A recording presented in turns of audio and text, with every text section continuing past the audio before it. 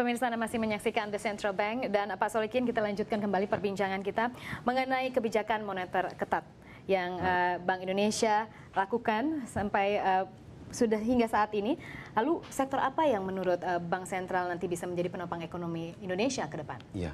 Kalau memang melihat source of growth dari pertumbuhan ekonomi kita, kan kita bisa lihat dari sisi permintaan maupun dari sisi sektoral, Mbak. Kalau kita bicara permintaan, memang dari sisi domestic demand kita sebenarnya cukup kuat, ya. Jadi kita lihat dari, namun kita mengalami permasalahan di sisi kinerja eksternal, ya, karena kita dalam konteks perlambatan ekonomi global ini memukul ekspor kita, baik dari sisi eksternal demand yang menurun, maupun harga komoditas yang juga belum anjlok, ya, Pak, ya? Belum kunjung rebound gitu ya. Jadi sehingga di sini tapi domestic demand itu sebenarnya masih oke. Nah, memang di sini kita bicara sektoral ini. Kalau kita bicara penumpu sektoral itu di dalam sektor itu ada dua sektor yang utama sebenarnya. Yang utama itu pertama manufacture, ya. Manufacture, kemudian satu lagi perdagangan, hotel dan jasa. Itu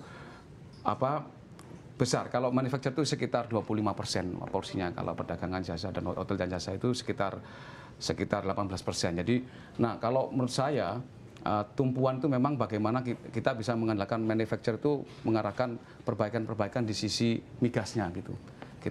Kalau sisi non migas tadi sudah kita perbaiki, nah sisi non migas kita sudah perbaiki, sudah membaik. Nah, sisi migas ini yang harus kita perbaiki. Baik, Pak, tapi menarik mengenai tadi Anda mengatakan kondisi eksternal. Seperti kita ketahui juga kondisi eksternal belakangan juga menekan nilai tukar rupiah kita sehingga akhirnya menembus kembali level 12.000, dan BI juga memperkuat, langsung melakukan intervensi pasar dan sangat agresif.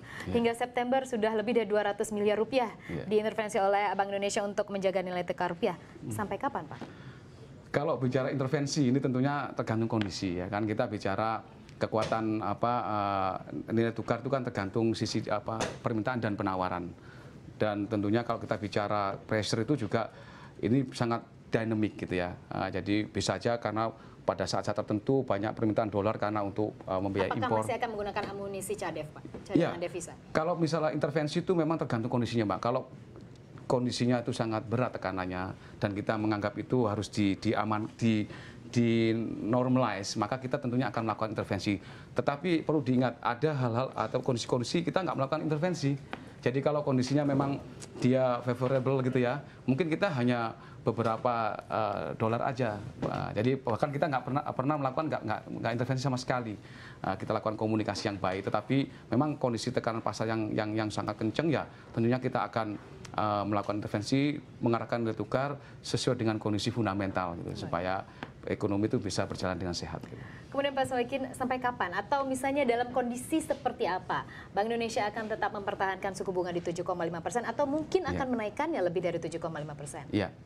Jadi gini, yang perlu kita pahami kenapa kita tahun lalu menaikkan suku bunga BI rate jadi 7,5. Tentunya di sini kita masih menganggap bahwasanya stabilitas perekonomian itu masih harus dijaga.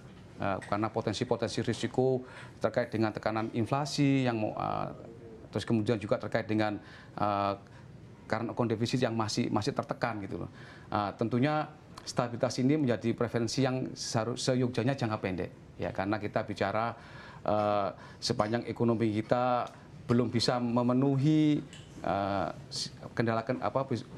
kekurangan kita di sisi yang lain, maka stabilitas moneter ini menjadi preferensi jangka pendek. Nah, tentunya kita harus mengupayakan bagaimana kita itu stabil menuju struktur ekonomi yang lebih sehat, tetapi kita juga kalau lending itu soft lending, Mbak. Nah, ini memang suatu seni di dalam pengelolaan kebijakan, ada policy dilemma, ya.